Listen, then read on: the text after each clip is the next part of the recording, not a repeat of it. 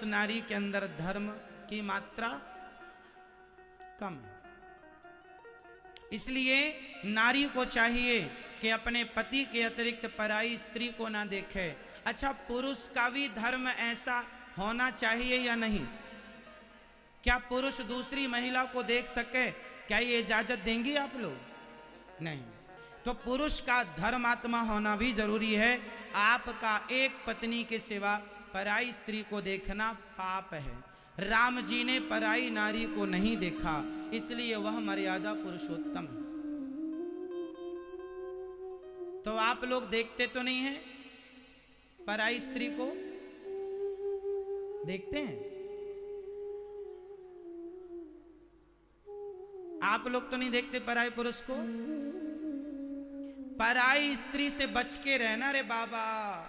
पर नारी पैनी छुरी, पर नारी पैनी छुरी, तीन तरफ से खाए, धन हरे यौवन हरे और घोर नरक ले जाए। पराई स्त्री से बच के रहना चाहिए। पराई नारियां कितना षड्यंत्र। कहते हैं त्रिया चरित्र, आप जानते हैं त्रिया चरित्र क्या होता है? पुरुषों को त्रिया चरित्र का पाठ जरूर पढ़ाना चाहिए।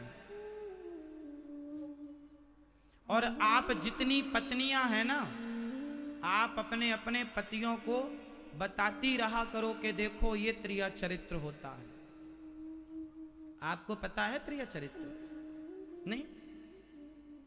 कुछ महिलाएं ऐसी होती हैं जो महिलाएं केवल पुरुषों को अपने झूठे प्रेम के जाल में फंसाने का काम करती हैं। उनका ये बिजनेस है। फंसाकर उसको ब्लैकमेल करती हैं।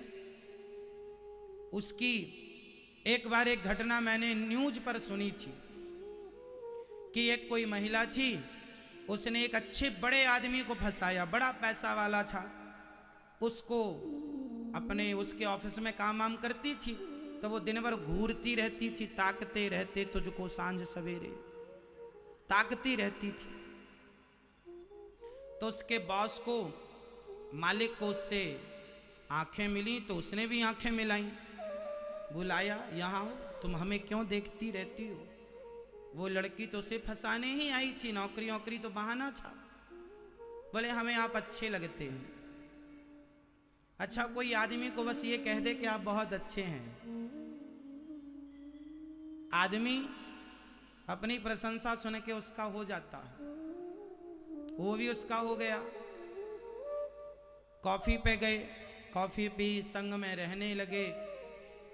एक बार एक कमरे में जाकर दोनों आपस में मिले। वो लड़की इतनी होशियार थी कि जो उसका बटुआ था उसमें उसने कैमरा लगा रखा था।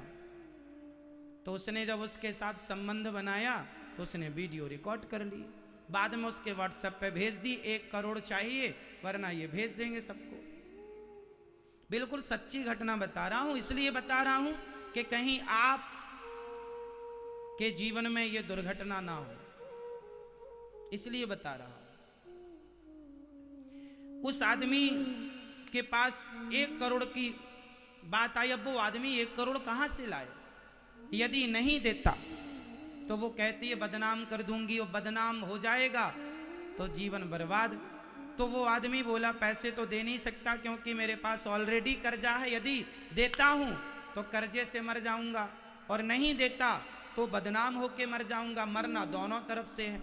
उसको लगा आत्महत्या कर लेते हैं, तो वो आत्महत्या करने जाने लगा। तभी अचानक उसके मोबाइल पर उसके दोस्त का फोन आया, जो कि पुलिस ऑफिसर था। मित्र कैसे हो? उसने अपने पुलिस दोस्त को सारी बात बताई, मैं मरने जा रहा हूं। उसके पुलिस दोस्त ने कहा आ जाओ, हम हेल्प करते हैं। उसने उस लड़की, पुलिस टीम एक्टिव हो गई और उस लड़की को पकड़ निकाला। उस लड़की से पूछा कि आपने ऐसा क्यों किया?